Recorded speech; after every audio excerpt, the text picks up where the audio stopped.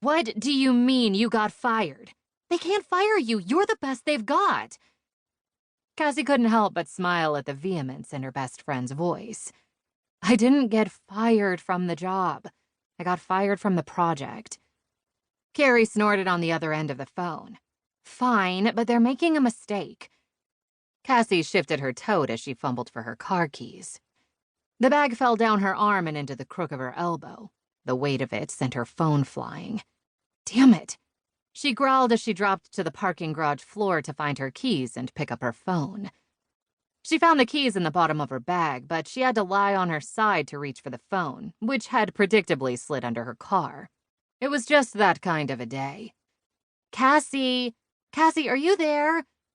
Carrie sounded far off. Thank God Cassie had put the call on speaker.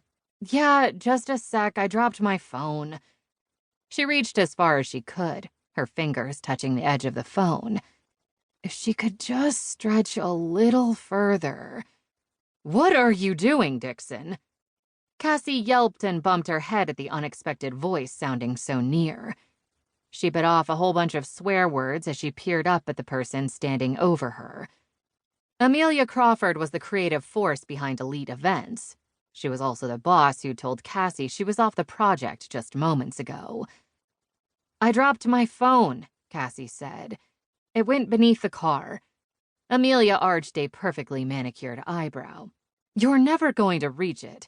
Your arm is too, fat, Cassie supplied in her head.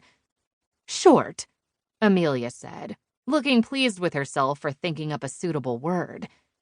Amelia was tall and thin, and though she never said it, seemed to view being fat as a failure. I can touch it, Cassie said, heat blossoming in her cheeks. I just need to slide it this way. Amelia rummaged in her bag and held out a neatly folded umbrella. Here, try this. Ty's sleep schedule was still off after the trip to Austria to rescue Natasha and Daria, his boss's woman and her daughter. Well, the boss's daughter now, and his fiancée. Ian had proposed to Natasha on the flight back, and she'd said yes. Ty hadn't liked Natasha much just a couple of weeks ago, but now he thought she was pretty cool. He'd never seen anybody move the way she had when she'd taken out the person who'd threatened her daughter. She'd been poetry in motion, like a ballet dancer, but with martial arts moves that were lethal. Ty scrubbed a hand over his face and blinked, wondering what had woken him.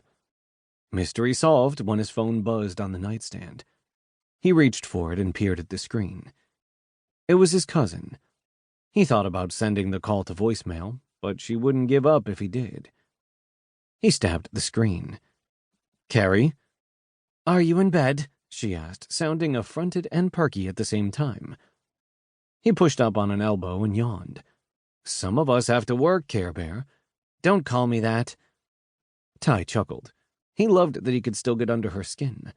She was 30, he was 32, and she was the closest thing he had to a sister. Considering their mothers were sisters who'd married the Scott brothers, they were closer genetically than most cousins. Thankfully, Carrie had gotten the good Scott brother for a dad. "What do you want? Cassie Dixon again?" "Yes." She was silent for a moment. When she spoke again, he could hear the wavering of her voice, like she was holding back tears. "Someone sent her a dead rat, Ty. A dead rat in a box." Ty frowned and pushed upright until he was leaning against the headboard. "Did she call the police?" "No, she says she doesn't want to waste their time." "Tell her to call them, Carrie. She needs to register a complaint. Get this documented." "I know, but she insists it's nothing sinister. She says it's that damn YouTube channel of hers and a disgruntled viewer. But how did they get her address, Ty? That's what scares me." He didn't like it either, but he didn't want to upset Carrie more than she already was. He'd already pissed her off when he'd failed to remember who Cassie Dixon was when Carrie had started texting him about her a couple of weeks ago. In his defense, it had been a lot of years, and Cassie was forgettable. To keep listening to this audiobook, I've left you a link in the description so you can do it, at no cost thanks to Audible's 30-day free trial.